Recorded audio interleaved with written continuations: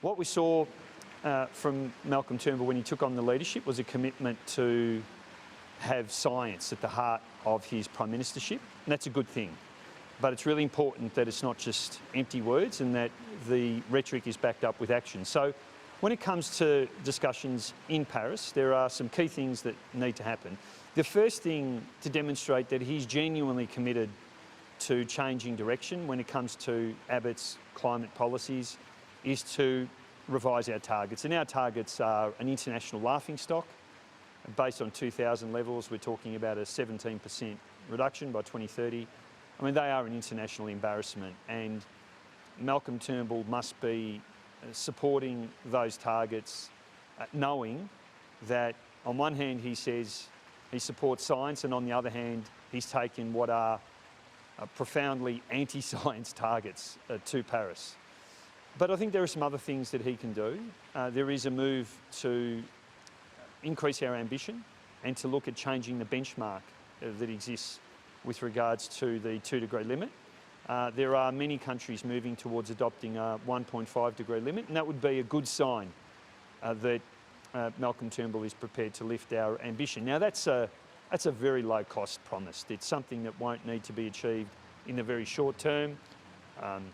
The climate deniers in the coalition hopefully can wear it, and it would be a sign that Malcolm Turnbull is prepared to move at least in some small regard when it comes to our current climate settings.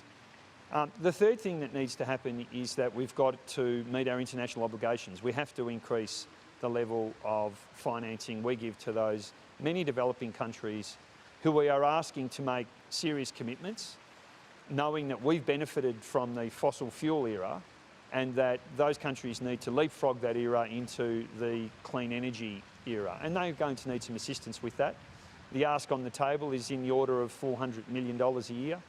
So far we haven't come close to matching that. We've had a one-off commitment of a couple of $100 million, but this is an annual target that we absolutely need to commit to. Now, this at an era when our foreign aid obligations are at an all-time low. We are, in terms of our foreign aid spending, looking at a spend that is next to the lowest that we've had ever in this country, and that's just not acceptable.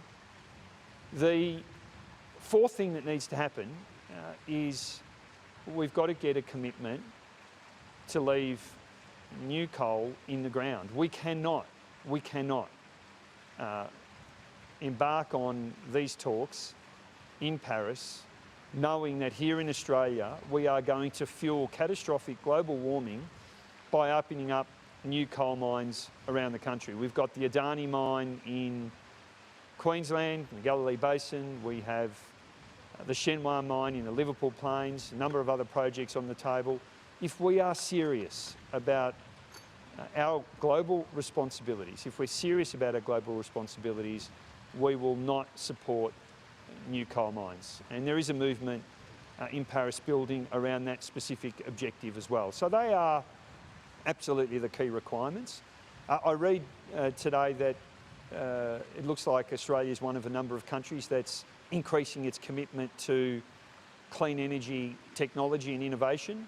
Understand that Australia is one of 19 countries to sign on to that pledge. Well, again, you've got to match your words with actions. Here in Australia, we still have this government looking to cut the two organisations that are responsible for driving that innovation and investment in clean energy. That is the Clean Energy Finance Corporation and the Australian Renewable Energy Agency.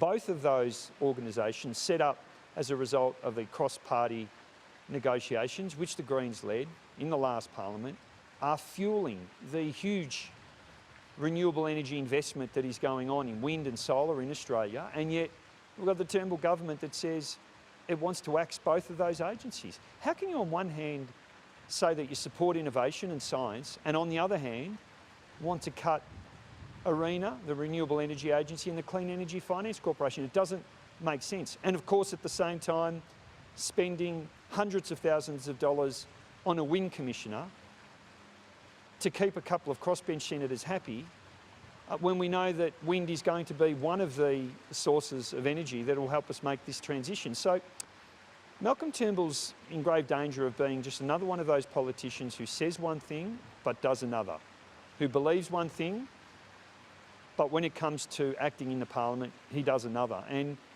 the last thing he wants to be doing is what so many people in this place do, which is write their memoirs and talk about what a decent society that tackles climate change looks like, but when he's had the chance in this parliament, he fails to meet that test.